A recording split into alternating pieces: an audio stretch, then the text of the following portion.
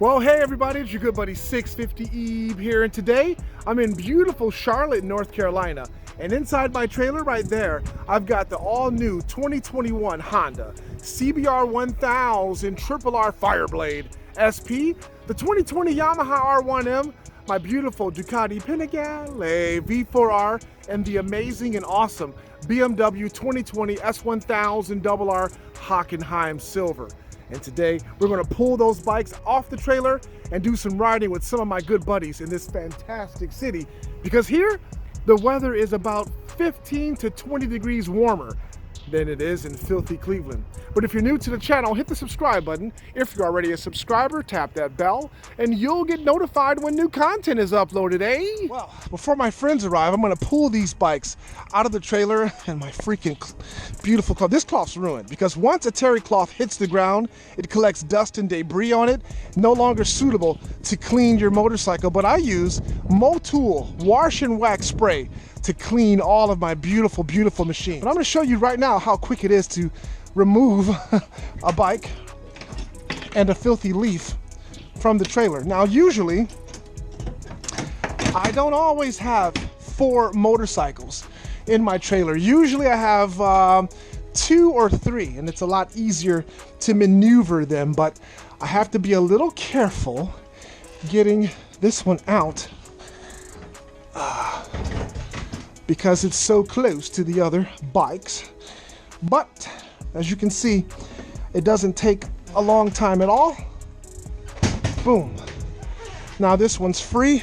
All I have to do is manage the restraint system back there, which I usually don't like to have it dragging on the ground. So then once it's out, we come over here. These guys here, they're called pin sets. Most motorcycles have different size pin sets. So for example, the S1000RR uses a different pin set, but in fact it's actually just the reverse. So on the S1000RR, the small one, it goes on the left side and the large one goes on the right. I'm gonna hang this guy up nice and neat, lock it in, hear the click so we know it's not going anywhere, and we put this on just for a little added effect. And that's one bike out. Now, here's something cool. Now that that bike's out, I could go ahead and remove these that actually secure the bike in to the floor so that I'm not stepping on them.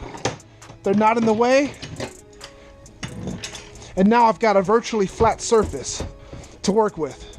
I didn't have to do that, but for the purpose of this video and showing you that, we did. And now these guys can also be stored up here. Boom! That is an amazing system. Finally all packed up and we are ready to go. We got the route mapped out? Huh? The route's good to go? Yeah, route's good. Sweet. Probably still mess it up, but we'll try our best. You guys are the best. Absolutely best. We got Big Chris, Adam Boosted Catfish, Richie right there on this beautiful Busa. We got to see him race our good buddy Evan at EGR Performance on his Busa. That'll be a damn good race. We see it's nicely butchered. Beautifully butchered, I want to call it. And beautiful black wheel up front, white wheel in the back. Looks great. And then, of course, Miss Reyes is right there looking great on her Gixxer. So, Boosted Catfish is going to ride our R1M today, and we're going to get a good comparison of the bone stock R1M versus the beautiful bone stock CBR Fireblade. First thing I notice, the mirrors are pretty nice. Very nice design to them, as you see right there. That's always a plus. And the gauges are really nice too. Okay. Seating position's nice and comfy. Sort of reminds me of a Gixxer and the S1000RR 2020. Very comfortable for a big guy like myself. Nice. So this bike only has about, let's see, 7 miles on it. Zach the Master Mechanic put those on it when he prepped the bike. That was in my last video, unboxing and prepping this machine. Zach loves this bike. Says it really comes to life at around 8,000 RPM.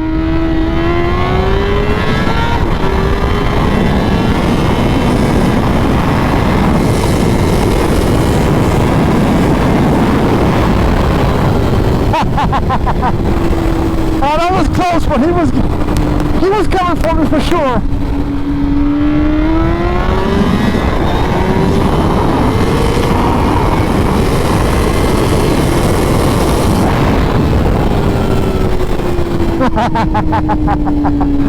Oh, darn traffic. Darn Charlotte traffic. Yeah, that was a good one though. That was a good one. So these bikes might be sort of evenly matched at this point, at least in their stock configuration, but I'll tell you, this motorcycle really has a lot of get up and go, especially after 8,000 RPM. It's like a second engine or something kicks in. That being said, the beautiful current generation Uleen suspension with Uleen's front forks and TTX shock in the back are absolutely great. They soak up the bumps really well on the road. We haven't done any twisties just yet, but it's a great bike for right now.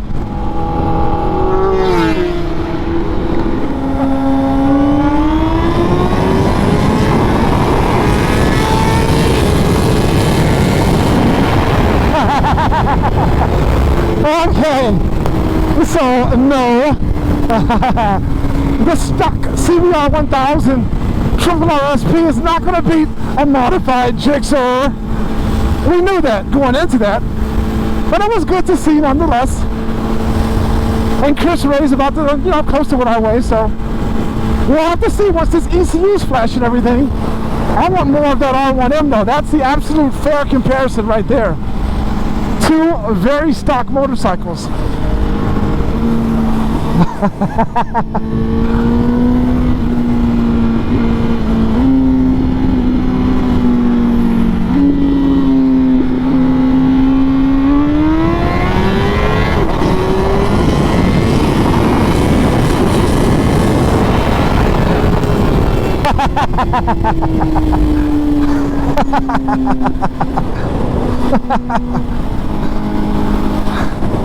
Hey,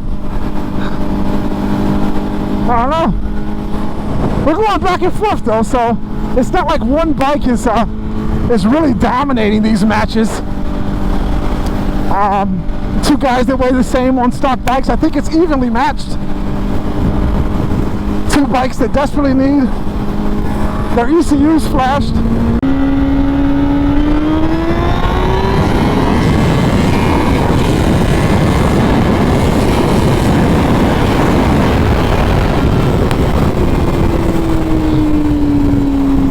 Way too much traffic in this town to do our dirty dancing.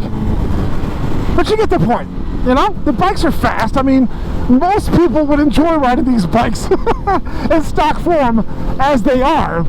They're not slouches by any stretch of the imagination, but we can definitely see there's a lot of potential to be had here.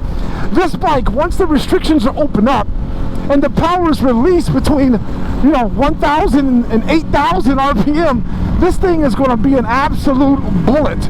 And the same applies to the Yamaha R1M, the 2020. That ECU is still locked.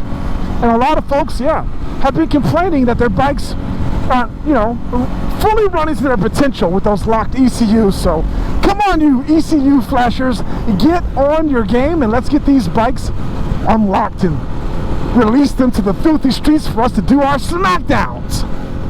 So just to show you how ridiculous this throttle is, I just gave it wide open throttle, and at around 3,000 RPM, it did absolutely nothing. Just like it does on the 2020 S1000RR before it's flashed, and on that beautiful R1M. So it seems like to me the only companies that release their bikes already unlocked are the Aprilia, our SV for 1100 factory, and the Ducati Panigale line of motorcycles. The other bikes, the Japanese bikes, such as the ZX10, locked, R1M, this bike, I believe the Gixxer's also locked. Such a shame. All right, so if I can demonstrate a little more of the flat spot that's on this machine, I'll kick it in the third gear, and here I am cruising at 4,500 RPM. I'm gonna give it, well, I need some space. I'm gonna give it wide open throttle. Look at that. Going nowhere. and then once it creeps up to around 7,000 RPM, it just shoots off. I'll show you again. 4,000 RPM, third gear, wide open throttle. Horrible, horrible, horrible flat spots. Take a look at the beautiful skyline of Charlotte, North Carolina here in the United States. And they have a very nice skyline indeed. And the streets here, the downtown and everything, are relatively clean from what I've observed so far, you know? And that is a gorgeous skyline. One of these days, I'm gonna come back here and put my drone up and fly it over there because I want you guys to really, really see it.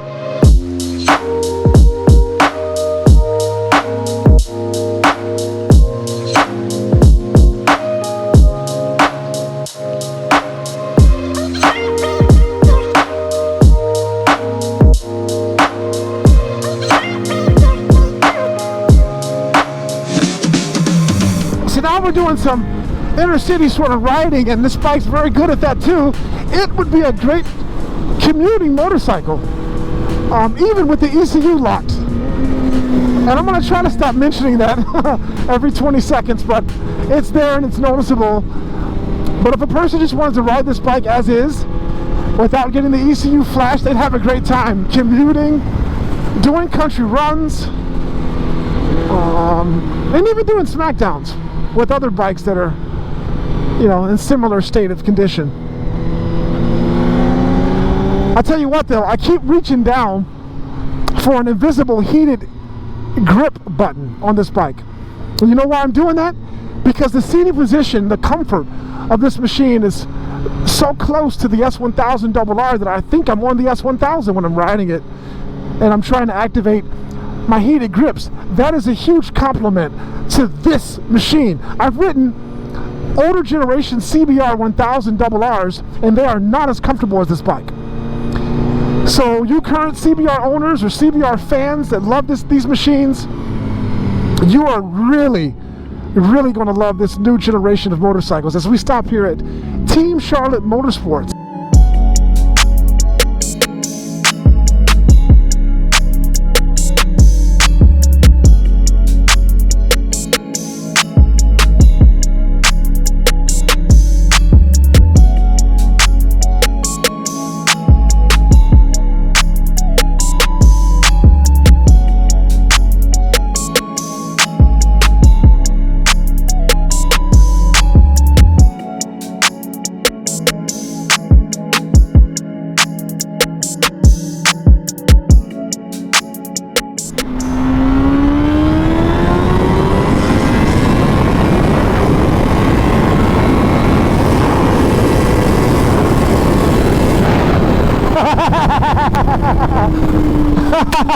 Yeah!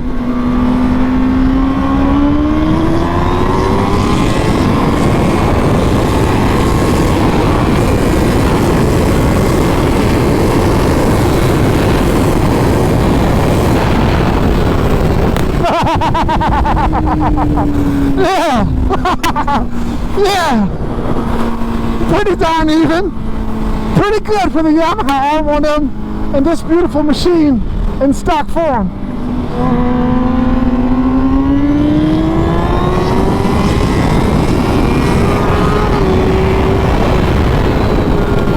Oh, darn it! Beat by a girl again. These girls are just fast these days. You can't just think you can come out here and race these girls that something magical is going to happen. Just because you're a dude, you're automatically going to win. They'll smack you down.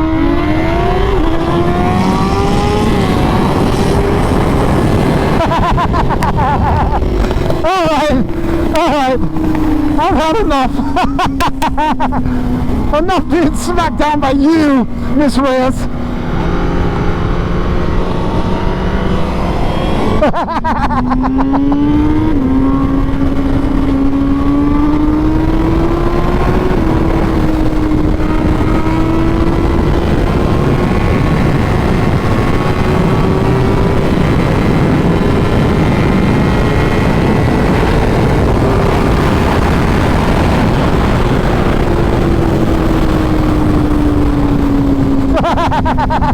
Me and Adam have swapped bikes. He's going to ride the CBR Fireblade, okay? I'm tired of saying triple R and all that stuff, okay?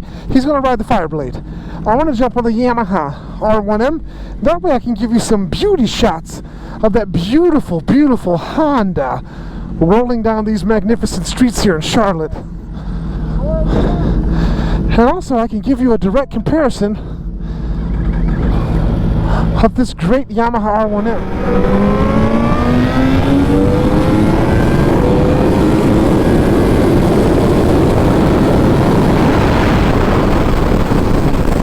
Oh, the R1 got him. Got him. Got him. Got him. Got him.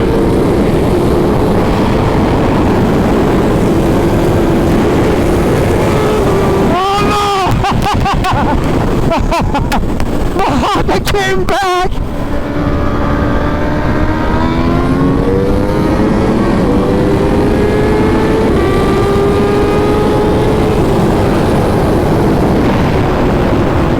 Starting with the Fireblade, I really can't find anything negative about this beautiful machine in stock form, besides the fact that you heard me mention it 1,000 times in the video, the ECU could use or benefit from an ECU flash. You can certainly ride it the way it is right now and have loads and loads of fun, like me and Boosted Catfish and friends did today, and you wouldn't regret that at all. But riding modified bikes, I can tell you this bike has enormous potential when the ECU is finally unlocked and you're able to flash it and you're able to get all of that power from the low end all the way up to that rev range. When that bike actually feels like it does at 8,000 RPM after the ECU flash, it is going to be 1,000 times more enjoyable than it is right now. But if I do have to pick fault on this beautiful machine, it would be that for the price, $28,500, it could use a set of forged aluminum wheels. Sort of like what the HP wheels are on the 2020 S1000RR as an option. I mean, it could use that, but aside from that, the fit and finish is superb. Absolutely great. If I do have to pick fault at something else, the turn signal button is a little low, but once you get used to that, that won't be a problem at all. And you're really only going to experience it if you're a guy like myself and have multiple motorcycles that you're swapping on and off of. That's the only way you'll really notice that that turn signal stalk is a little low. Otherwise, not a problem. I don't know, the keyless start's pretty cool, but again, I mean, my buddy Boosted Catfish just rode the bike and he made sure that as soon as we got back here that he immediately gave me the key, so that way he didn't go home with it, thus rendering this motorcycle useless. I can see that happening from time to time. So, but besides that, you know, operating the motorcycle with the keyless system is not bad at all. You know, tap the button, the machine comes to life, and then you can use a regular switch to start up the motorcycle. The gauges are absolutely superb. Once again, stay tuned for a full video that I will do covering these amazing gauges. Lots of information is in here. Too much to really talk about right now. When you're ready to power down the motorcycle, simply turn it counterclockwise and you'll see the beautiful Honda logo appear and the bike is shut down. When you want to lock the steering, just go ahead and continue holding it. You'll hear an electronic click and now it's locked. All right, folks, thanks for viewing the video, and if you're new to the channel, hit the subscribe button. If you're already a subscriber, tap that bell and you'll get notified when new content is uploaded. I can stand out here in the parking lot all day, but it is Halloween and folks are going to come parading by in just a moment with their costumes on. So I'll just wrap this thing up by, you know, maybe turning on the lights on these beautiful machines and ending the video that way, because they are both outstanding motorcycles. So thanks for viewing. Stay tuned for more awesome videos of these beautiful machines that are in my collection, because they are at the top of the food chain right now for motorcycles indeed. Thanks for viewing, guys. We'll catch you next time on the 650 EB YouTube channel.